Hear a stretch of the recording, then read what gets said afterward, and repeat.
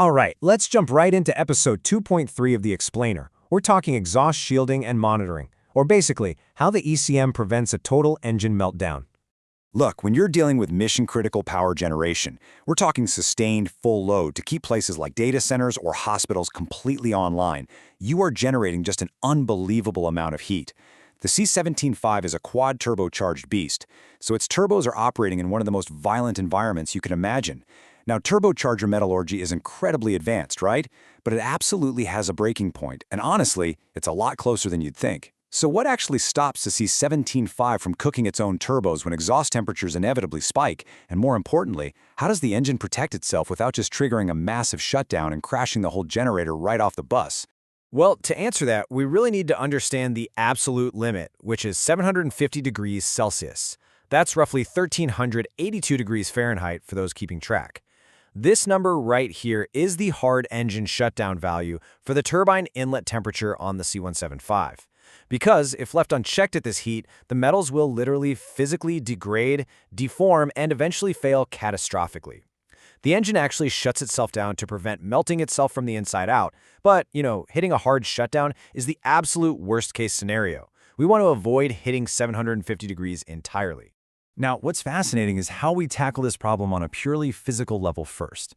On heavy-duty applications, like marine and petroleum platforms, the C175 actually utilizes a really thick layer of stainless steel heat shielding wrapped tightly around the exhaust manifold and the turbines. It is quite literally your physical first line of defense. It acts exactly like armor. Because unshielded, the radiant heat pouring off that manifold would be intense enough to absolutely cook nearby wiring harnesses, delicate sensors, the whole shebang. So this shielding manages that thermal radiation. It contains it and basically bounces it away from all those sensitive electronics. But hey, physical armor can only do so much, right? It contains the heat, sure, but it doesn't actually solve the problem of the internal temperatures climbing way too high. For that, we need a digital brain. The C175 relies on these advanced, self-diagnosing analog sensors that feed data directly into the electronic control module, or the ECM. And the ECM isn't just looking at some general blended exhaust temperature. No, it is actively and continuously monitoring the individual turbine inlet temperatures in real time. It's a highly precise digital defense mechanism. And this per-turbine monitoring is absolutely crucial. Because the system is watching each turbine completely independently, individual sensors can independently trigger a protective response. So, say there's a localized hotspot developing on just one of the 4 turbochargers. The ECM knows exactly which one it is. It completely eliminates the need for a technician to arrive on site and play some frustrating guessing game about which component is actually failing. The ECM sees that temperature deviation instantly. So the big question is, how does the ECM respond when it sees that temperature climbing up toward that 750-degree danger zone? Well, it doesn't just pull the plug. Instead, it initiates what we call a staged derate. Basically, when the turbine inlet temperature exceeds the calibrated safety threshold, the ECM automatically reduces fuel delivery in incremental steps. It just keeps stepping down the fuel until the exhaust gas temperature returns to a safe, acceptable range. The main goal here is this really elegant balancing act. Protect the turbocharger metallurgy from melting, absolutely, but do it without destabilizing the generator frequency and dropping the critical load it's supposed to be supplying. Let's actually compare these two approaches, an emergency shutdown versus a staged derate, because the difference is profound. Think about driving a heavily loaded truck on a patch of black ice.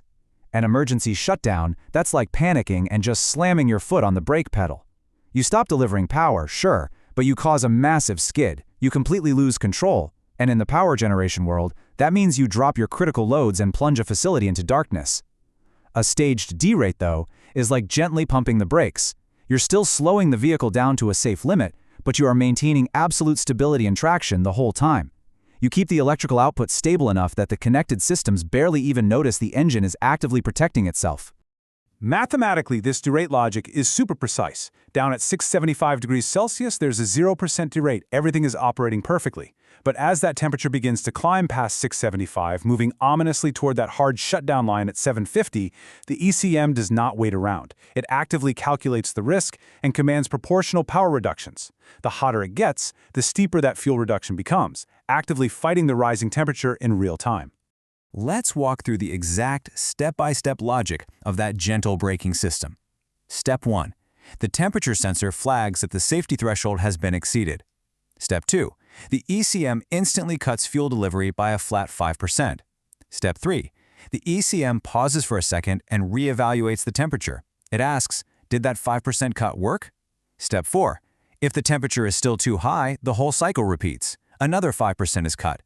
It just continues these 5% taps on the brakes until the temperature finally stabilizes. Because those fuel cuts are so small and incremental, the governor can easily manage the change and your generator frequency line stays totally flat and stable.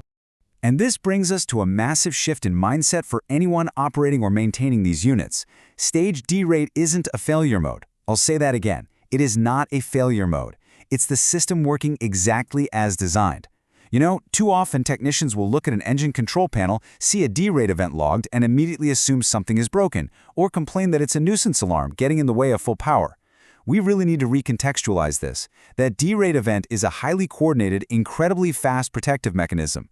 It didn't break your engine, it literally just successfully saved a $40,000 piece of hardware from completely destroying itself. But, and this is a really critical but, just because the engine protected itself doesn't mean your job is done. A stage D-rate is a symptom, guys. It's not the root cause. If you just clear that D-rate event from the log without tracing back why the exhaust got so hot in the first place, you are making a massive mistake. High exhaust temperatures are almost always early warnings of upstream faults. Remember what we covered in our intake explainer? A restricted air filter lowers air density. A fouled separate circuit aftercooler fails to cool the intake air. Lower air density means hotter combustion, which directly translates to hotter exhaust. Or, you could be looking at an upstream fuel system issue. The D-rate is basically the engine begging you to look upstream. So I'll leave you with this to really cement the lesson. Imagine you're the operator. You come in for your morning shift, and you see the ECM has logged 3 stage D-rate events overnight. Each one cut fuel by 5%. But right now, looking at the panel, the unit is running completely normally.